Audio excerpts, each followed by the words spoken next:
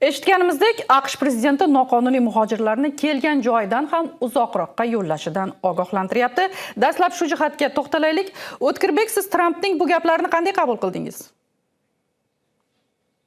Bu endi hozir Trampni faqat bitta pulidan keladigan narsa, Amerika xalqiga ko'rsatadigan narsa bitta shu bo'lyapti.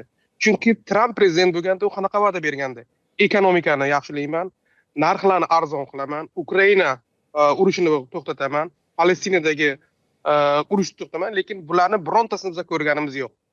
Shuning uchun bitta qiladigan hozir odamlarga ko'rsatgan narsa shu odamlarni deportatsiya qilish va immigratsiyani men shuni qilyapman deb, shu boshqa iloji yo'q Trampda.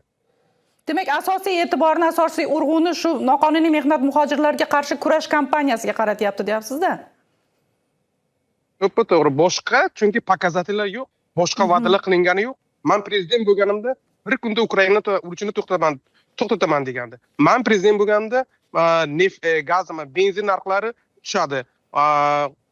Produktda bu bozordagi narxlar tushadi, lekin birontasini buni ko'rganimiz yo'q. Hozir mana 2023-yilgacha, 2024-yilgacha bo'lgan mavjud raqamlar bilan cheklandik. Faqat sizda biror bir ma'lumot bormi?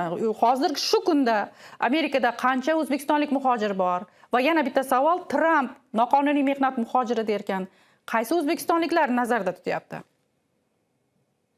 Endi birinchidan hozir mana Tramp aytyapti, biz chegarani yopdik deyapti. Haqiqatan ham chegara hozir mustahkam.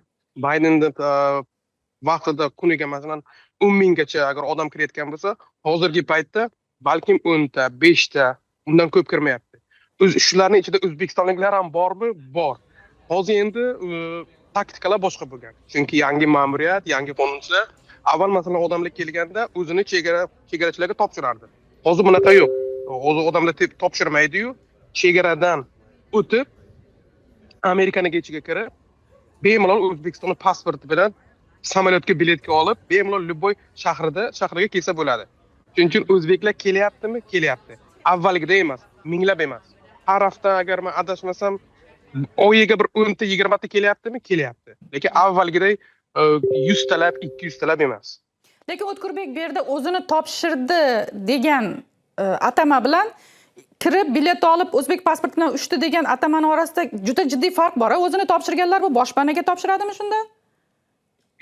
Endi Baydenning paytida hamma kelib o'zini topshirardi.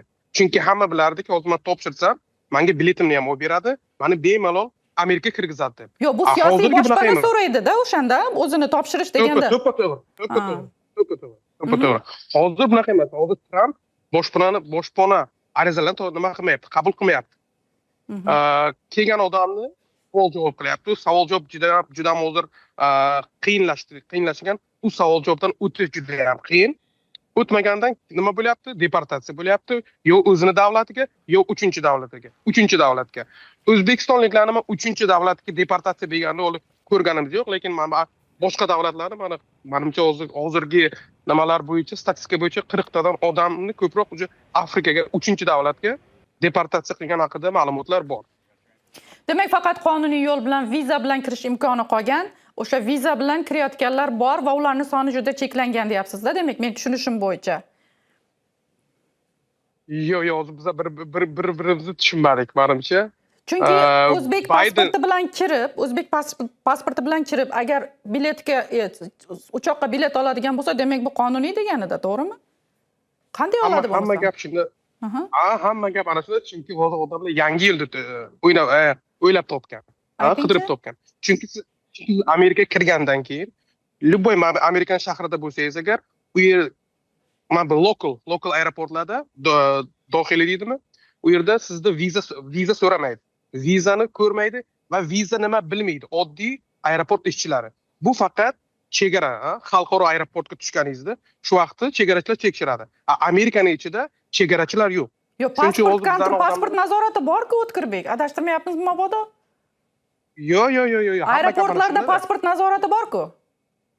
Pasport nazorati ikki xil. Chegarada chegarachilar turadi, ularda bilim bor, ma'lumot bor.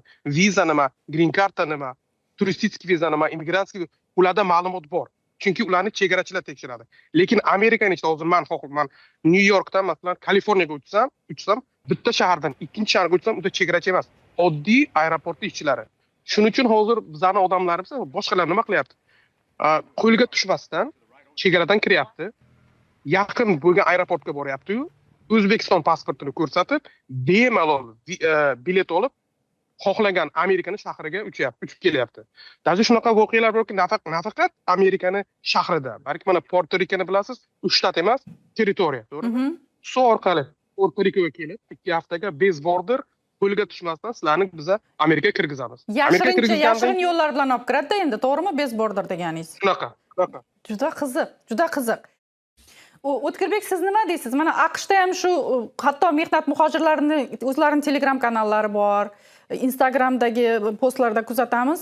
Viza tugagandan keyin qochqinlikka murojaat qilasiz, keyin davom ettiraverasiz u yoqda ishingizni deydi. Lekin hozir mana qochqinlik olish imkoniyati yo'q. Xo'p, bunday muhojirlar nima qilyapti endi? Amerikaning ichida yurgan, viza muddati tugagan, qochqinlik ola olmaydi. Ular nima qilyapti? Endi mana Amerikaga viza bilan kirgizishni sizni 1 yil vaqtingiz bor. Masalan, agar 6 oyga sizga ruxsat bo'lsa ham, uni farqi yo'q. 1 yilgacha, 1 yil o'tmasdan turib boshpana olishga haqqingiz bor. Bunaqa qilganlar ko'plar shu 1 yilni kutadi, ungacha boshqa variantlarni ko'radi. Balkim AQSh fuqarosimi yo biron studentskiy vizami yo рабочий vizaga o'zgartirishga. Bu narsa bo'lmadimi? Shu oxirgi variant bizga qochqinlik bo'lyapti. Qochqinlik olish avvaldan ham qiyin bo'lgan, hozir ham qiyin. Endi butun ham hozir qiyinlashib ketdi. Lekin men mana 25 yil Amerikada yashagan bo'lsam, mana nimamda, tariximda bironta odam va shuncha odamga yordam bergan bo'lsam, bironta odamni qochqinlik olishi oson bo'lgani yo'q. Endi bu yerda xavotir borda, Islom Karimov paytida chetga borib siyosiy boshpana so'ragan bo'lsa, qochqinlik so'ragan bo'lsa, demak qora ro'yxatlarda bu demak dindor, O'zbekistonda qanaqadir ayb ish qilgan deb aeroportdan nari hibsga olish hollari kuzatilardi, lekin bu haqda hozir unaqa xabar yo'q. O'tkirbek, Amerikadan borganlarni, ayniqsa o'sha noqonuniy deportatsiya markazlarida oylab saqlanib, keyin deport qilinganlar bilan biror shunaqa hodisa bo'lganmi? Hibsga olishmi, qandaydir? Gapingiz to'g'ri aytdingiz. Karimov davrida bu vatan xo'yini, bu jimjit edi. Hech kimga bu gap haqida aytarman.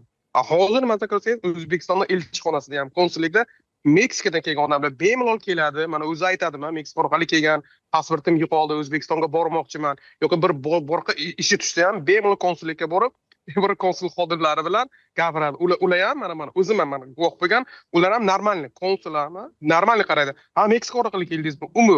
Meksika orqali keldim, bu nima degani? Boshpana so'radi degan. Boshpana so'radimi? Qanday qilib so'radi? O'zbekistonni yomonlabdi, masalan. Buni konsul ham biladi, bu ham shu O'zbekiston fuqarosi ham biladi, lekin bu bir normal holat. Bu nimani adolatidan, chunki haqiqatan deportatsiya bo'lgandan keyin bu odamga hech kim hech qanaqa jazo ko'rmaydi ham, hech qanaqa bosimga tushmaydi degandan adolat beradi-da, dalolat. Endi nima deydi? O'zbeklarda maqol bor, bo'sh qop tik turmaydi degan. O'zbekistonga qaytib borgandan keyin agar ish bo'lmasa, daromad keladigan manba bo'lmasa, O'zbekistonga qaytgan ko'plab o'sha urushga borish xavfidan qaytib yana Rossiyaga ishga ketgan va oxir oqibat urushga tushib qolgan o'zbekistonliklarning hikoyalarini ham eshityapmiz. Endi hozir oxirgi savolim ikkingizga ham. Yevropada ham aksil muhojir kayfiyati kuchayyapti. Demak, o'sha Sloveniyaning, Chexiyani aytib o'tdik. Amerikadagi ahvolni ko'rib turibmiz. Kelgan joydan ham uzoqroqqa jo'natib yuboramiz dedi Tramp. Rossiyada ko'radigan bo'lsa, Ukraina bilan urush qachon tugashi noma'lum. Shu ma'noda O'zbekistonlik demak norasmiy raqamlarga qaraganda 4 millionga yaqin odam baribir chetga chiqib ishlamasdan oilasini boqa olmayapti. Xo'p, O'zbekistonlik mehnat muhojirlarining yaqin orada deylik 2 yil, 3 yil, balki 5 yilda oqimi qayoqqa bo'ladi bu ahvolda? Siz masalan O'tkirbek qanday prognoz bergan bo'lardingiz? Menimcha Amerikada mana Tramp kelgan bo'lsa ham mana baribir oqim kelyapti. Bu narsa to'xtamaydi. Chunki nafaqat nolegal, mana green card o'yini ham bor. Bilasiz, O'zbekiston birinchi uchtalik yo birinchi ikkitalikda turadi pastda. Shuning uchun o'ylaymanki, Amerika eshigi hech vaqt yopilmaydi. Oqim bir xil bo'ladi deb o'ylayman. O'tkirbek, hukumat nima qilish kerak? Qisqagina shu haqida xulosangiz, taklifingizni aytsangiz. So'z erkinligi, demokratiya, hammaga bir xil imkoniyat, nepotizmni yo'qotish kerak. Tushunarli. Demak, katta rahmat. Yevropaga yo'l olgan o'zbekistonlik mehnat muhojirlarining bugungi ahvoli va ertasi haqida AQShdagi sobiq harbiy va jamoatchilik faoli shu kunda o'zbekistonlik mehnat muhojirlarga yordam ko'rsatayotgan O'tkir Rahmatullayev va O'zbekistondagi yurist, huquqlarni himoya qilib kelayotgan Botir Shermuhammad bilan gaplashdik. Fransiyadagi inson huquqlari faoli Nadejda Otayeva fikrlarini tingladik. Xayr, omon bo'ling. Ужесточение контроля над водителями грузовиков началось этой весной. В апреле Трамп подписал указ, требующий от водителей достаточного знания английского языка. В Белом доме пояснили, что это делается ради безопасности американских семей на дорогах. Однако, по словам Уткура Рахматуллаева, который помогает мигрантам легализоваться в США, этот закон на практике не сработал. А следующим поводом для ужесточения миграционных правил стала авария во Флориде с участием мигранта из Индии. Они собирались штрафовать тех, кто плохо владеет английским языком, а в дальнейшем лишать водительских прав. Однако на практике реализовать это не удалось, поскольку в каждом штате действуют собственные законы. Офицерам, которые проверяют мигрантов на дорогах, добавили обязанности, но зарплату не повысили. Работать стали больше, а получают столько же. Но в августе произошла авария с участием мигранта из Индии. Он совершил разворот в неположенном месте, из-за чего погибли люди. Это вызвало большой общественный резонанс, и правительство США начало принимать более жесткие меры. Грузовики проверяют в каждом штате. Вес, техническое состояние и документы. Эти требования не изменились. Но теперь на пунктах проверки вместе с дорожными инспекторами дежурят и сотрудники иммиграционной полиции.